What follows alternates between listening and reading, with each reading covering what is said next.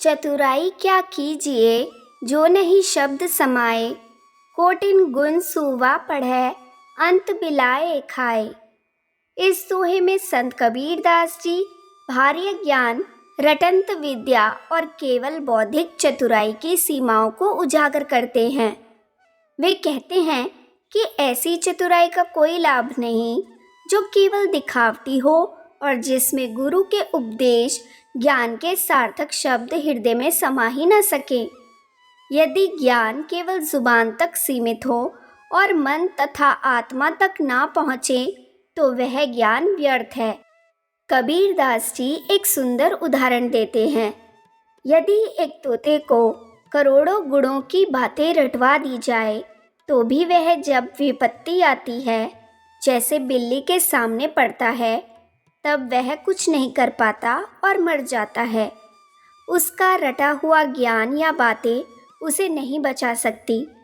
उसी प्रकार मनुष्य यदि केवल उपदेश सुनता है, ग्रंथ पढ़ता है, शास्त्रों की बातें करता है, परंतु उस ज्ञान को आत्मसात नहीं करता, तो वह भी कठिन परिस्थितियों में विवेकहीन होकर पतन को प्राप्त होता है। कबीरदास जी इस दोहे के माध्यम से यह संदेश देते हैं कि सच्चा ज्ञान वही है जो आचरण में उतर जाए। केवल बातें करना, प्रवचन सुनना या धर्म ग्रंथों को रटना ही पर्याप्त नहीं है।